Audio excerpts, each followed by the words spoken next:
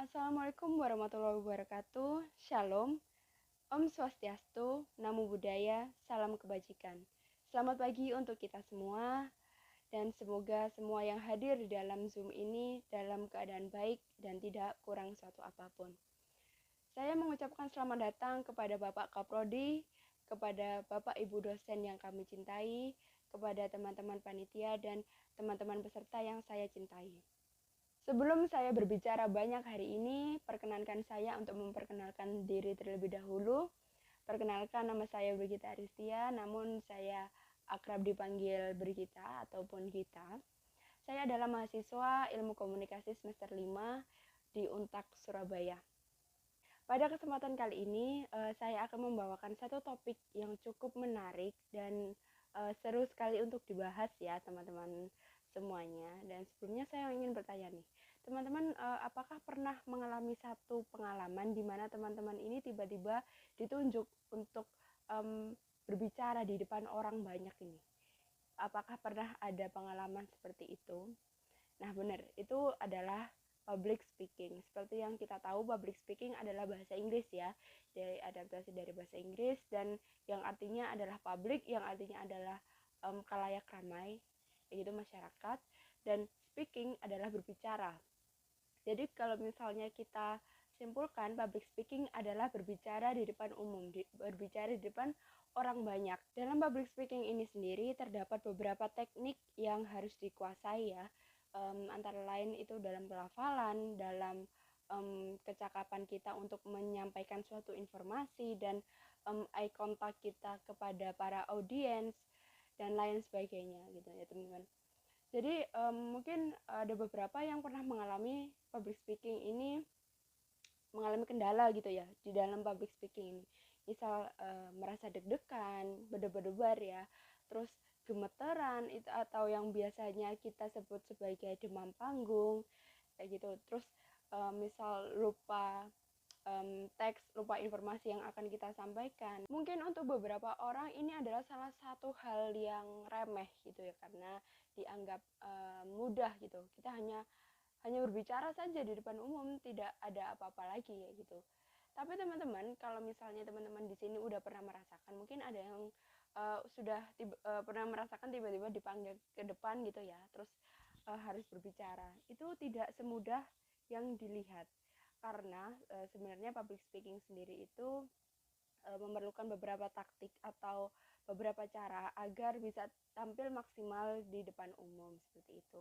Nah, public speaking itu sendiri di mana kita menyampaikan satu tujuan atau satu maksud kita yang akan disampaikan kepada orang banyak, agar orang-orang banyak itu agar bisa paham apa yang kita maksud. Misal salah satu dosen menyampaikan satu materi di depan kelas, itu juga merupakan salah satu public speaking, agar tujuan dari dosen tersebut, agar tujuan dari beliau itu tersampaikan. Jadi materi-materi dari beliau itu tersampaikan kepada mahasiswa-mahasiswanya, dan itu salah satu contoh dari public speaking itu sendiri. Dan yang kedua, mungkin teman-teman juga pernah menjumpai tokoh-tokoh besar ataupun seperti presiden kita yang seringkali berpidato di depan umum. Nah, itu juga merupakan salah satu contoh dari public speaking seperti itu.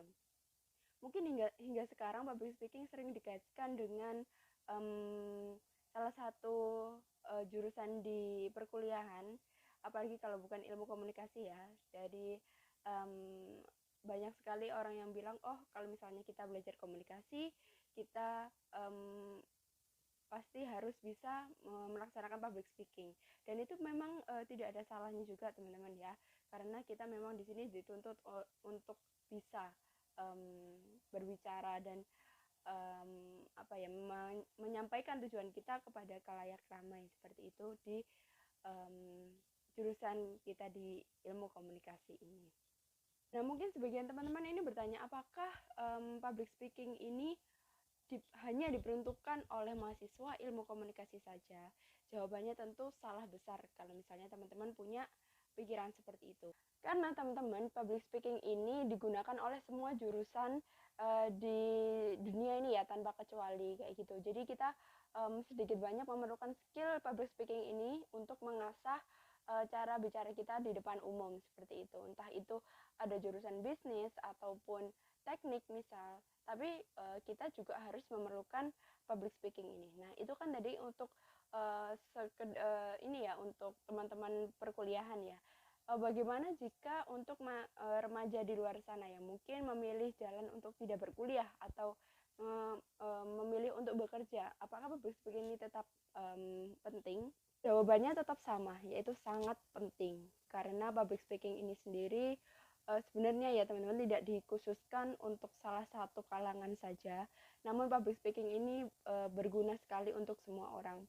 Misal untuk teman-teman yang memilih jalan untuk bekerja, public speaking ini sangat dipergunakan.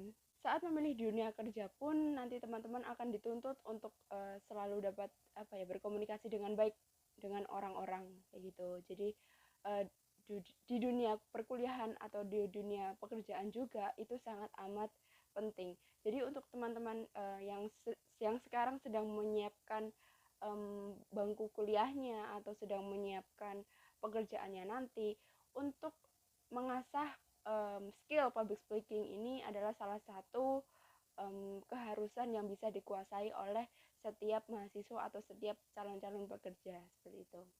Dan mungkin itu tadi dari segi mahasiswa dan remaja pekerja ya.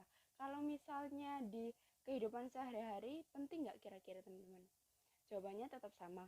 Itu penting karena mungkin kita bisa ambil contoh dari yang simple dulu ya. Misal kita ada di sebuah kerumunan nih. Kita itu sebenarnya perlu berteman ya. Kita perlu berteman. Jadi kita harus mencari teman nih. Dan kalau misalnya teman-teman tidak ada bakat untuk berbicara, itu akan susah teman-teman. Jadi mungkin salah satu contohnya bisa untuk mencari teman, untuk mencari satu informasi, itu memerlukan skill public speaking yang bagus. Public speaking ini menurut saya penting bagi masa depan karena kita sebagai generasi Z ya sekarang ya, generasi milenial, generasi Z itu butuh skill ini untuk mengedukasi kedepannya nanti. Jadi kita adalah penerus bangsa. Kita harus memberikan informasi yang sebaik-baiknya dan salah satu caranya dengan mengasah skill public speaking kita ini. Jadi teman-teman yang belum atau masih meragu-ragu nih untuk belajar public speaking, ayo kita sama-sama belajar bagaimana cara melakukan public speaking yang baik dan benar, dan teknik-tekniknya kita juga harus kuasai, kita hindari tantangan-tantangannya sehingga kita dapat menjadi salah satu public speaker yang bagus dan bisa menjadi contoh bagi banyak orang. Sekian untuk pidato saya pagi ini. Kurang lebihnya saya mohon maaf, atau mungkin ada kata-kata yang masih kurang dipahami dan yang masih kurang-kurang saya mohon maaf. Semoga info kali ini dapat berguna bagi kita semua dan bisa berguna juga bagi penerus bangsa kita nanti. Sekian dan terima kasih.